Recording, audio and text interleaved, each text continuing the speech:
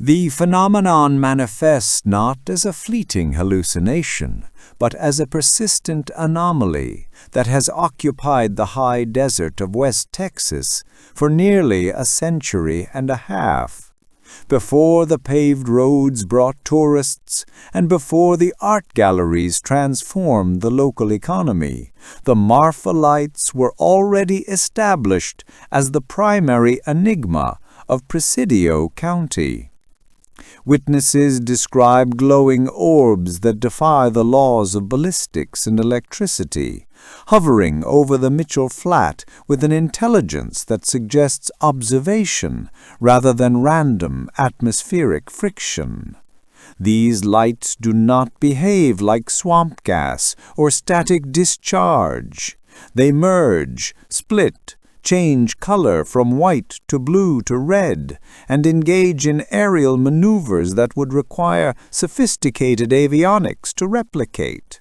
This narrative is not a fabrication of folklore, but is grounded in historical records preserved by the Texas State Historical Association and the accounts of early settlers who had no incentive to invent ghost stories in a land where survival was the only priority. Hello and welcome to NightLine Podcast. I am Night, your host and investigator into the archives of the unexplained. Today we turn our attention to the desolate expanses of the Chihuahuan Desert, specifically a stretch of Highway 90 east of Marfa, Texas. Here reality seems to thin, allowing for a visual intrusion that has perplexed geologists, physicists, and historians since the late 19th century. To comprehend the Marfa Lights, one must first understand the environment that houses them. Marfa is situated on a high plateau, surrounded by the Chinati Mountains, a landscape defined by its isolation and geological violence. In the late 1800s, this region was the frontier, a place where the rule of law was tenuous, and property rights were often settled through force rather than litigation. The air here is thin and dry, offering visibility that stretches for dozens of miles, making it an unlikely place for optical illusions caused by humidity or marsh gases. The first recorded sighting, which serves as the foundational document for this mystery, occurred in 1883. Robert Reed Ellison, a cowhand driving cattle through the Paciano Pass, documented seeing flickering lights at the base of the mountains. At that time, the immediate assumption was not supernatural, but tactical. Ellison believed he was observing the campfires of the Apache people, specifically a band led by the displaced Chief Alsate. In 1883, the threat of conflict was a tangible liability for any settler, and identifying the location of indigenous forces was a matter of life and death security. However, when Ellison and other riders investigated the area the following morning, they found no ash, no footprints, and no evidence of human habitation. The land was undisturbed, yet the lights persisted night after night, moving with a fluidity that campfires could not achieve. This initial encounter eliminates the modern skepticism that attributes the lights solely to automobile headlights from nearby Highway 67. In 1883, the internal combustion engine was not a factor in the equation. The lights were present before the infrastructure of modern transportation existed. The settlers of Marfa, practical people focused on agriculture and livestock assets, were forced to accept that they were sharing their territory with a phenomenon that had no explanation in their Bible or their almanacs. Some local oral traditions suggested that the lights were the spirits of the Apache ancestors, specifically the ghost of Chief Alsate himself, watching over the land that had been taken from his people. This spiritual interpretation adds a layer of depth to the mystery, suggesting that the lights are tied to the trauma and the history of the soil itself. It is a recurring theme in paranormal research that locations of high emotional intensity or historical violence often become hotspots for inexplicable activity. The Marfa Lights, therefore, may not merely be a geological quirk, but a residual haunting, a visual echo of a time when the West was truly wild. As the 20th century progressed, the town of Marfa evolved from a water stop on the railroad into a strategic military location, yet the lights remained a constant, baffling presence. During World War II, the United States government established the Marfa Army Airfield, a training ground for pilots who would eventually fly missions in the European and Pacific theaters. This era provided a new class of witnesses, trained observers skilled in aerial navigation and the identification of aircraft. These pilots, flying night training missions over the Chinati Mountains, frequently reported seeing unidentified glowing objects that would pace their aircraft or hover in stationary positions impossible for conventional planes. These reports were not filed by prone-to-fantasy individuals, but by military personnel whose careers depended on their visual acuity and mental stability. The lights were often described as distinct from stars or ground-based illumination. They possessed a luminosity that was self-contained, appearing to generate their own energy source without any visible propulsion system. The presence of the military base also brought scientific scrutiny to the region, although no official government explanation was ever successfully tendered. The distinction between the true Marfa lights and the misidentification of headlights became a central point of debate. It is undeniable that headlights from vehicles traveling on Highway 67, which runs roughly parallel to the viewing area, can create optical illusions due to the temperature inversions common in the desert. However, seasoned observers and residents know how to differentiate the two. Headlights follow a linear path, constrained by the roadway and the physics of the vehicle. The Marfa lights, by contrast, exhibit erratic behavior. They have been documented to detach from a central source, float vertically, and reverse direction instantaneously. This erratic movement suggests a lack of mass or an ability to manipulate inertia that human technology has yet to master. From a physics perspective, the energy required to produce such luminosity and movement without a fuel source is immense, leading some researchers to propose geological theories involving piezoelectricity. The piezoelectricity theory posits that quartz-rich rocks in the Chinati Mountains, under the stress of tectonic pressure or thermal expansion, generate an electrical charge that manifests as plasma balls. While this theory is scientifically sound in a laboratory setting, it fails to account for the specific behavior of the lights. Piezoelectric discharges are typically brief flashes, similar to lightning or static sparks. The Marfa lights have been observed to persist for minutes or even hours, maintaining a coherent shape and color. Furthermore, they often appear to interact with each other, merging and splitting in a manner that implies a biological or intelligent coordination rather than a random geological discharge. This discrepancy has left the scientific community at an impasse. The failure to provide a conclusive geological explanation keeps the door open for alternative theories, ranging from the paranormal to the extraterrestrial.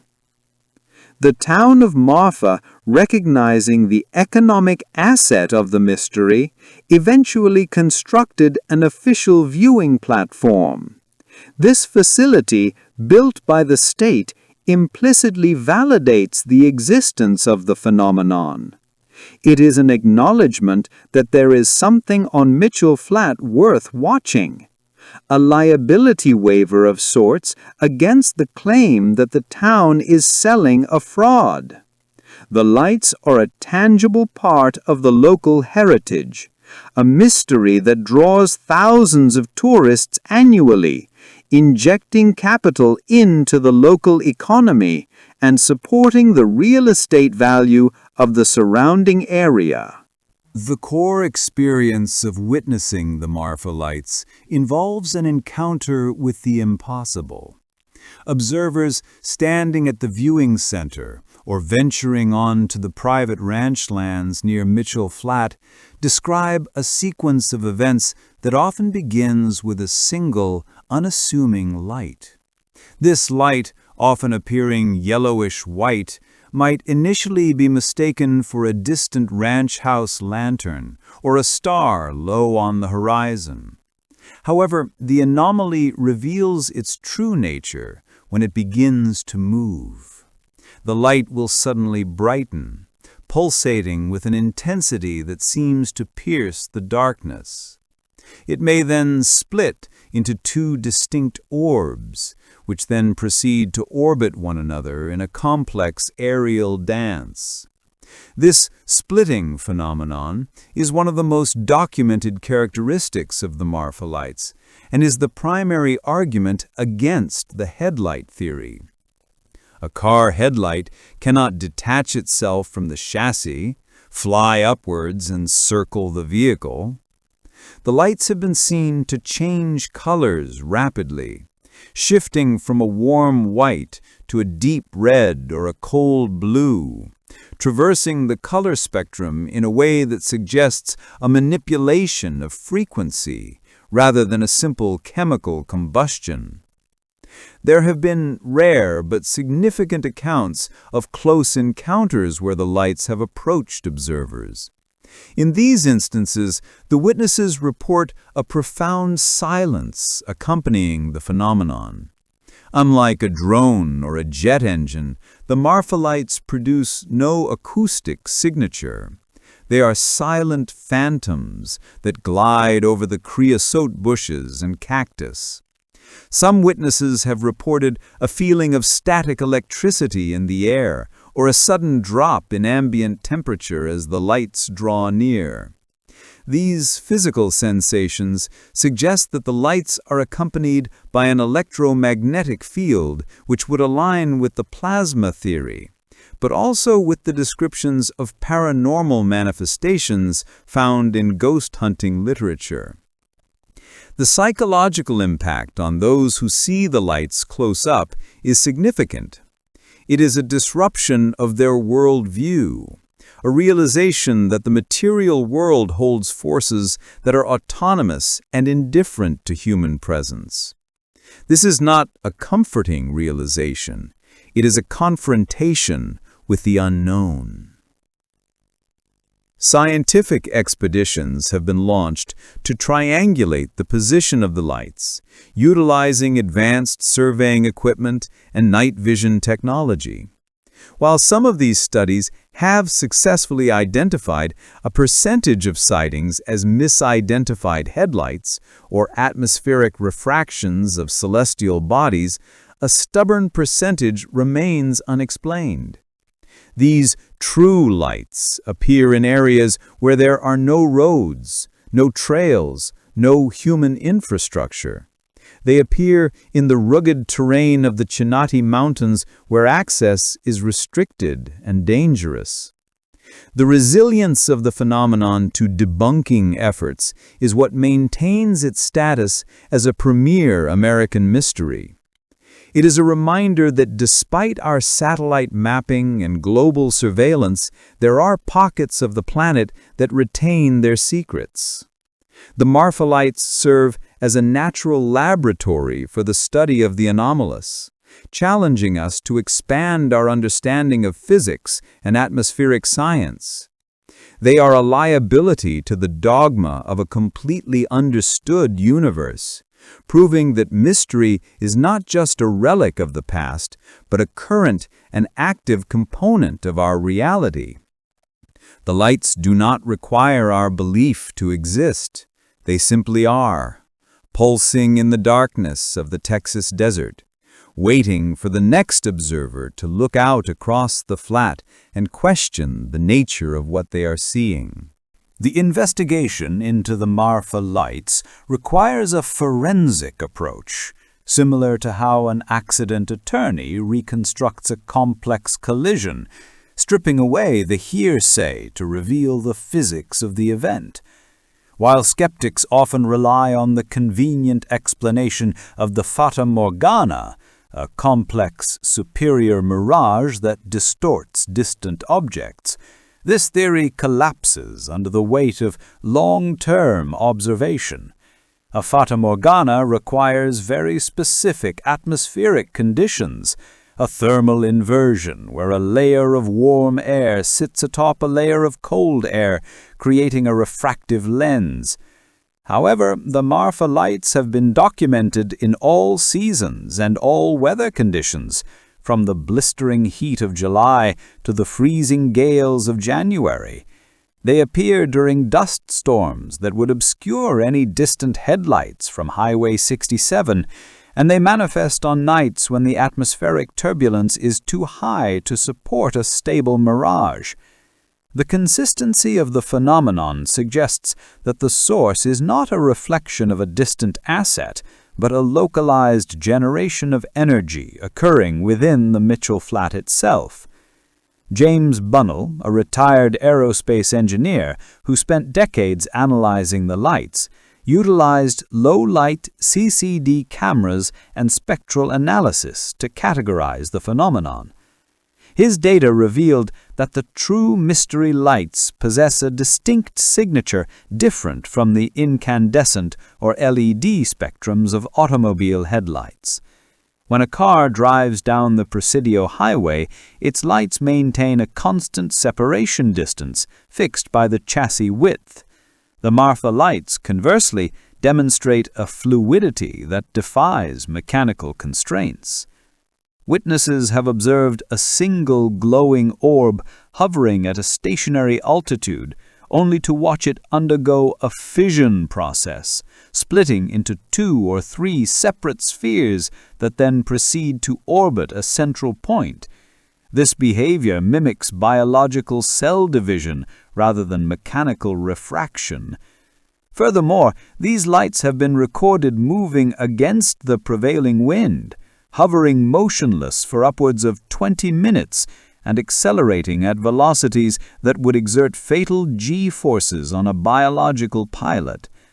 These maneuvers suggest an intelligence or a propulsion system that operates outside the standard models of Newtonian physics, presenting a liability to our current understanding of aerodynamics. The interaction between the lights and the observers further complicates the narrative. Unlike a star or a distant headlight, which remains indifferent to the viewer, the Marfa Lights display a reactive quality. There are numerous accounts from credible ranchers and Border Patrol agents who have attempted to pursue the lights, only for the phenomenon to retreat or vanish entirely, as if engaging in a game of tactical evasion. In some instances, when the pursuers stopped their vehicles or extinguished their own lights, the anomalies would reappear closer than before. This predatory or inquisitive behavior aligns with the folklore of the region, which has always attributed a consciousness to the lights. To the early settlers, these were not optical illusions, but ghost lights, entities that guarded the Chinati Mountains. If we view this through the lens of asset protection, the lights appear to be the security system of the desert, monitoring intrusions into a specific geographical zone.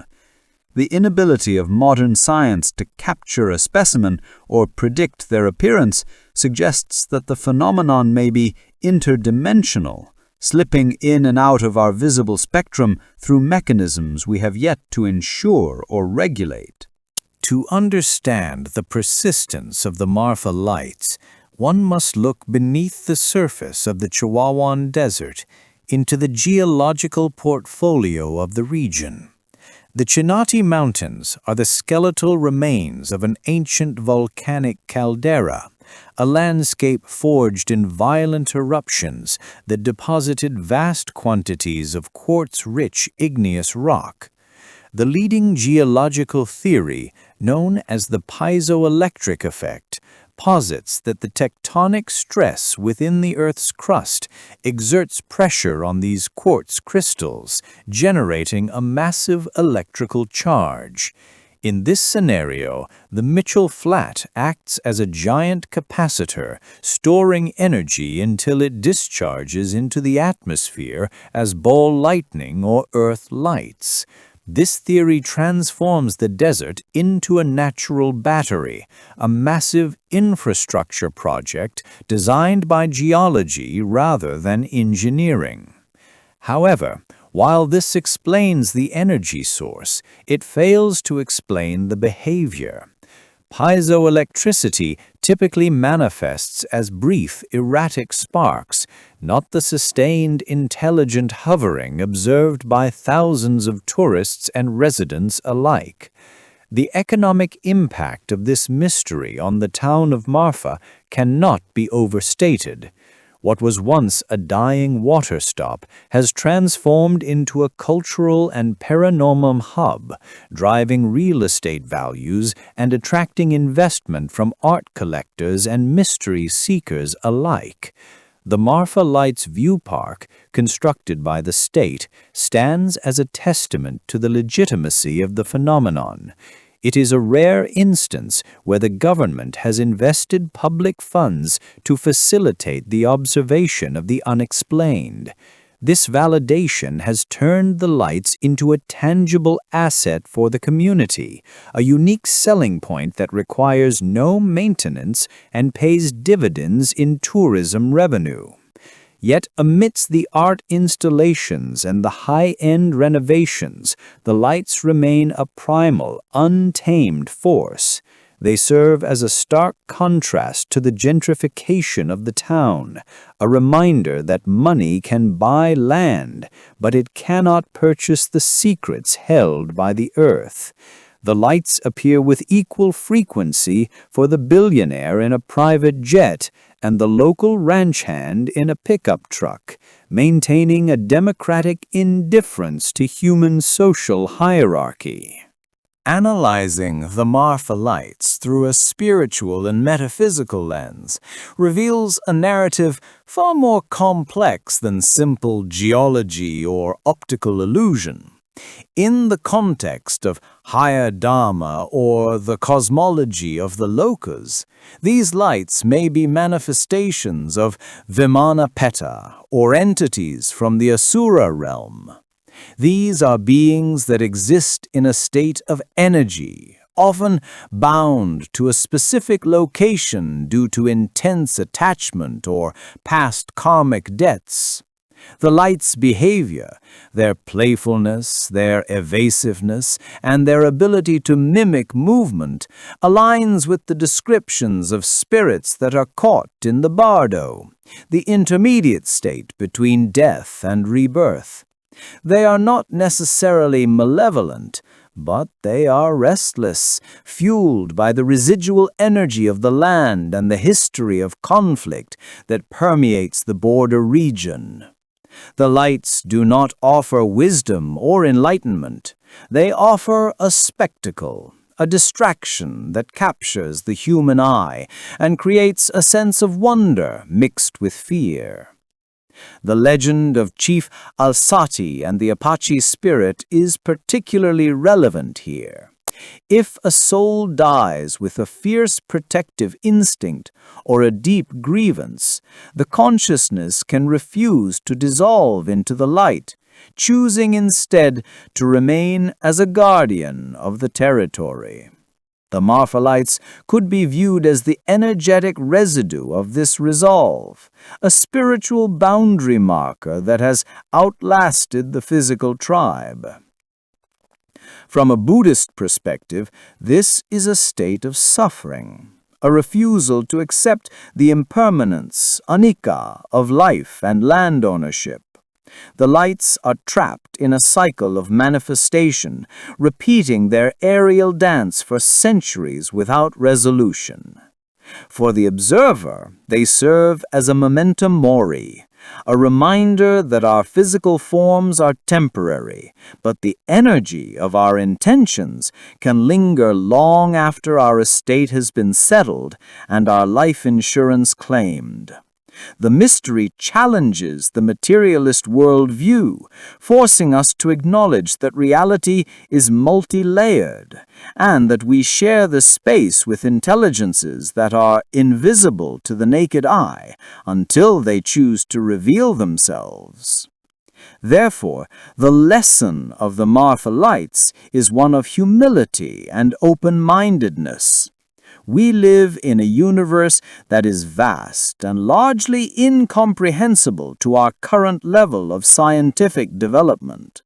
The lights are not a puzzle to be solved for profit or a resource to be exploited. They are a phenomenon to be respected. They remind us that we are guests on this planet, not masters. If you ever find yourself on Highway 90 staring out into the pitch-black void of the Mitchell Flat, do not just look for a light, look for the message. It is a signal that the impossible is possible, and that the boundary between the living and the dead, the natural and the supernatural, is merely a matter of frequency. If you have a story of the unexplained, a sighting that defied logic, or a feeling of being watched by the landscape, I invite you to document it in the comments below. Your testimony is a valuable asset in the court of the unknown.